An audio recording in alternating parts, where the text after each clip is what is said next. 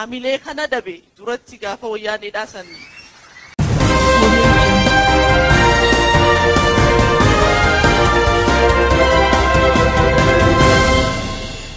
Oduu keenya jalqabaatiin waraanni bilisummaa Oromoo WBOn godinaalee Oromiyaa lama keessatti tarkaanfii fudhatee raayyaa ittisa biyyaa 150 ol ajjeesuu beeksise.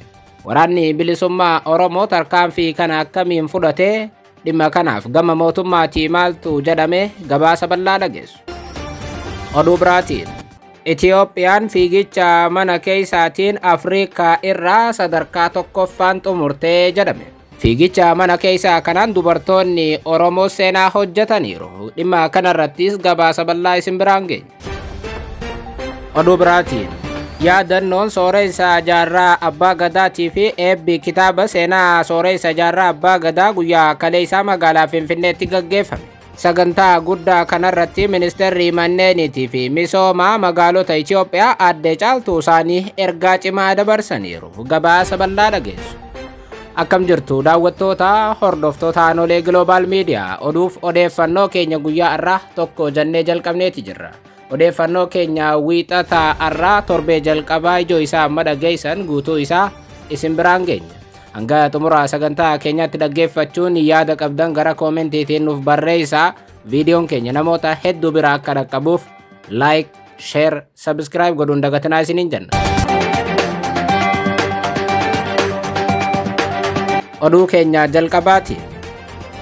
Waraanni bilisummaa Oromoo godinaalee Oromiyaa lama keessatti tarkaanfii cimaa raayyaa ittisa biyyaa irratti fudhateen yoo xiqqaate loltoota raayyaa ittisa biyyaa irraa 150 ol ajjeesuu beeksise.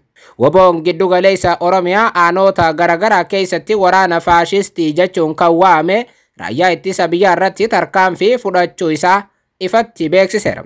Haaluma kanaan godina Salaalee aanota akka Hidhaabuu, Abbootee, Darraa, Kuyyuu, Dagamii fi Yaayyaa Gullallee keessatti torbee darbe keessattuu gaafa bitooteessa tokko 2024 irraa kaasee walitti fufiinsaan lola cimaa gaggeesseen waraana Abiyyi Ahmad irratti tarkaanfii cimaa fudhanneerraa jedha WBOn. Lola kana irratti raayyaan ittisa biyyaa injifannoo argachuuf kutaa waraanaa lama caalu kan bobbaase ta'us tarkaanfii guggubduu koromiiwwan WBO taasisaniin isaanuma irratti gaaga'amni hamaan dhaqqabu waraanni bilisummaa Oromoo gama miidiyaa isaaniitiin beeksiseera. Tarkaanfii waraanni bilisummaa Oromoo WBOn fudhate kanaanis humni waraanaa kan raayyaa ittisa biyyaa 200 ol ta'an du'uu kan lakkoofsaan hedduu ta'an ammoo madaa'uu fi meeshaawwan hedduun booji'amuu waraanni bilisummaa Oromoo ibsuu irratti argamu. Meeshaalee waraanaa nam-tokkee fi gamtaadhaan qabatamu hedduun irraa hiikamee waraana bilisummaa Oromootiif galii ta'uu WBOn ibseera.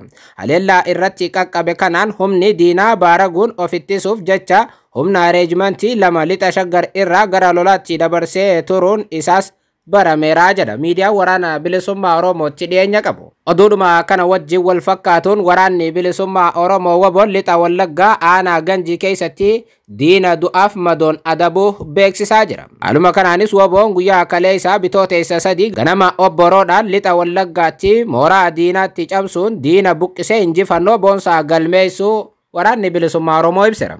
Lixa Wallaggaa aanaa Ganjii keessatti tarkaanfii koromiiwwan WBO waraana Abiyyi Ahmad irratti fudhataniin humna diinaa irraa 10 battalatti ajjeesuun 6 ammoo madeessuu isaa waraanni bilisummaa Oromoo ibseera. Meeshaalee lolaa, qawwee fi hidhannoolee garaagaraa irraa hiikkachuunis dantaa qabsoo bilisummaa Oromootiif oolchuu miidiyaan waraana bilisummaa Oromootti dhiyeenya qabu beeksiseera. Akka gabaasa miidiyaa kanaatti bitooteessi tokko akkuma jalqabeen haga guyyaa irraatti loltoonni raayyaa ittisa biyyaa 210 ol ajjeefamaniiru jechuudha. Haa ta'u malee ammoo injifannoo waraanni bilisummaa Oromoo ibsachaa jiru kana ilaalchisuun gama mootummaa Itiyoophiyaatti ammatti wanti deebi'ee hin jiru. Raayyaan ittisa biyyaatii fi waraanni bilisummaa Oromoo erga mariin araaraa fashalee as lola cimaa Oromiyaa keessatti gaggeessaa jiru. Lola kanaan ammoo raayyaan ittisa biyyaatis tibba kana akkuma waraana bilisummaa Oromoo kana injifannoo argachuu daddeebiin ibsa. Haa ta'u malee ammoo Oromiyaan waggoota 5 kana dhiigaa turte ammayyuu dhiiguu itti fufuun lubbuun lammiilee nagaas darbaa jira. Waraanni Oromiyaa keessatti gaggeeffamaa jiru injifannoo nama tokkootiin hin goolabamu. Waraanni kun dhaabbatee mariin gaggeeffamuu qaba jechuun pirezidaantiin Itiyoophiyaa Saahilewarq Zawudee Chibba kana waamicha taasisuun isaanii ni yaadatama. Waraanni bilisummaa Oromootii fi WBO'n marii kana dura jalqabanii adda kutan akka itti deebi'aniifis dhibbaan hedduun godhamaa jira. Uummanni Oromoo ammoo qaamonni lamaan akka waraana dhaabanii mari'atan hawwii guddaan eegaa jira. Qaamonni lamaan ammayyuu qawweetti cichaniiru. Oduu biraati. Itiyoophiyaan shaampiyoonii mana keessaa Afriikaarraa sadarkaa tokkoffaatiin xumurtee jedhame. Itiyoophiyaan dorgommii atileetiksii mana keessaa addunyaa 19ffaa Iskootlaand Gilaasgootti gaggeeffamaa tureen Afriikaarraa sadarkaa jalqabaatiin xumuruun ishee ibsameera. Itiyoophiyaan meedaaliyaa warqee 2, meettii 1 fi nahaasii 1 argachuun walumaa gala meedaaliyaa 4 argachuun Afriikaa irraa tokkoffaa yoo taatu addunyaa irraa sadaffaa ba'uun xumurteetti. Dorgommii atileetiksii gurraandhala 22 hanga 24 2016tti gaggeeffamaa ture kana irratti Itiyoophiyaan dorgommii fiigichaa meetira 800, 1500 fi 3000 dhiirotaatii fi dubartootaatiin waliigala atileetota 13 hirmaachifteetti. Kanaanis meedaaliyaa 4 argachuun Afriikaarraa tokkoffaa ba'uun yoo xumurte addunyaarraa sadaffaa ba'uun xumurte. Shaampiyoonaa atileetiksii mana keessaa Gilaasgootti kaleessa galgala gaggeeffame kanaan fiigicha meetira 800tiin atileetiin durbee Oromoo taate Tsiggee Dhugumaa tokkoffaa ba'uun xumurte. Tsiggee Dhugumaa kaleessa galgala erga tokkoffaa ba'uun xumurte namoota hedduun akkaataan fiigicha ishee dinqisiifatamaa jira.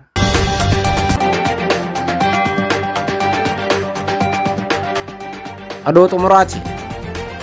Yaadannoon sooressa jaarraa abbaa gadaatii fi eebbi kitaaba seenaa sooressa jaarraa abbaa gadaa guyyaa kaleessaa magaalaa Finfinneetti raawwatame. Yaadannoon sooressa jaarraa abbaa gadaa waggaa 11ffaan kaleessa Finfinnee hoteela intarnaashinaalitti bakka hayyoonni Oromoo, qondaaltonni mootummaa federaalaatii fi maatii akkasumas uummanni bal'aan argamutti adeemsifameera. Sirna yaadannoo kana irratti kitaabni seenaa sooressa jaarraa abbaa gadaa kan Jamaal Ahmadiin barreeffames eebbisiifameera.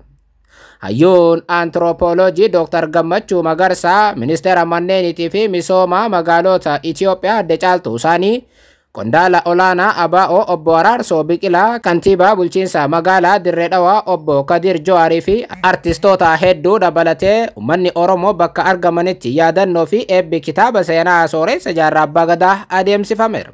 Waltajjii kana irratti seenaan qabsoo sooressa jaarraa abbaa gadaa qaamota garaagaraatiinis kaafamee dubbatameera. Sagantaa kanarratti argamuun haasaa kan taasisan ministeerri manneenitii fi misooma magaalota Itiyoophiyaa adda caaltuu isaanii ergaa dhama qabu dabarsaniiru.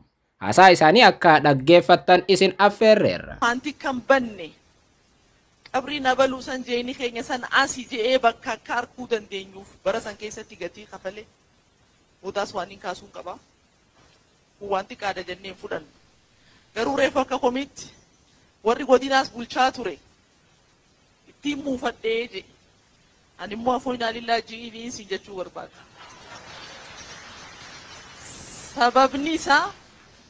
Sababni isaa baraa deemaan gadaa deemaan namni gaafa sirna qabu waa hundaarraa bareeda, yoo uffate irraa bareeda, yoo dhukkubsate illee irraa bareeda. Namni gaafa sirna hin qabne gaafa bilisummaa hin qabne uffatus akka qullaatti uffanni isa hanqata. Hamilee kana dhabe duratti gaafa wayyaaneedhaa san ni beeytanii warri aangoo qabu gurguddaan osoo tattaa'uti waardiyaan warra sanii ni beeytan keessatti warri Harargeedhaa kotorba ture bakki wanni guddoon gaafa san sochiin diinagdeedhaa. Haawwan keenya feestaalaan meeshaa dabarfachuu bakka hin dandeenyetti warri kaan waardiyaan isaanii guddaan isaanii achi jira barri inni san uumamuu isaatu hin beeku.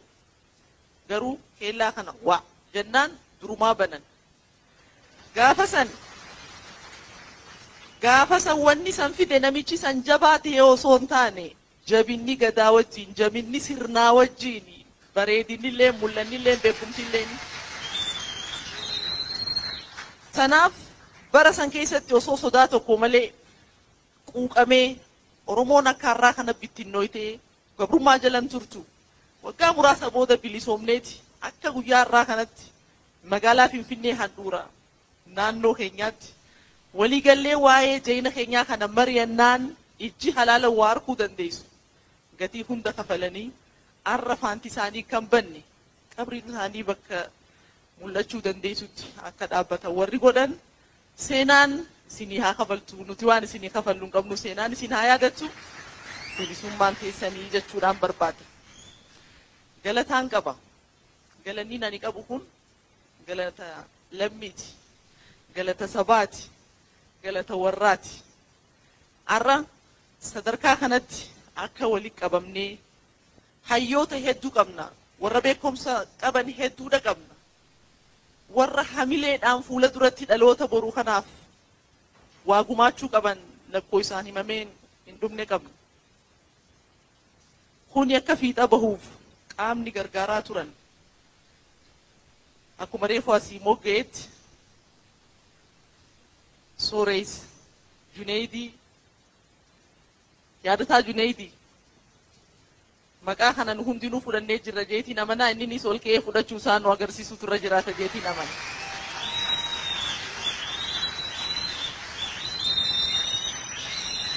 Galatoom.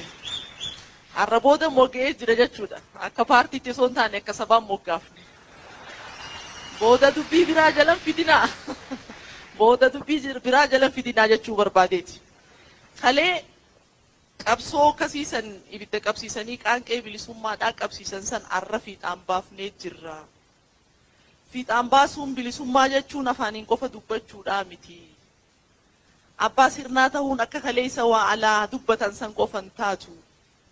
Namni gaafa warraa wajjin haadha abbaa wajji galuu fi gaafa gartee maqoochi bahe gaafa goojoochi bahe gaafa haaloo dhaanii fiichi bahe itti gaafatamummaan tun wal qixaa miti nuti warra achi bahe sani. Wanni hundi itti gaafatamummaa keenya jala jirti. Nuti ambaasaaddara uummata kanaati jenneeti amanna. Kanaaf waan hanqattees akkuma dhiiga ilkaanii reefu jaansan garii liibsaa garii tufaa malee akkuma kalee halaalaa dubbannu san qofa waan hin taaneef gaafatti siqan dubbiin akkasii miti waan taateef har'a keessattuu dhaloonni qubeedhaa warri amaanaa kana fudhannee fuula dura tarkaanfachiisuudhaaf qabsaawaa jirru hundinuu faanta sooreysa jaarraa abbaa gadaa san faana bu'uudhaan amaanaa fudhachuudhaan ammas gabrummaa faarsoo osoo hin taane waa'ee bilisummaa faarsuu waa'ee bilisummaa dubbachuun barbaachisaadha.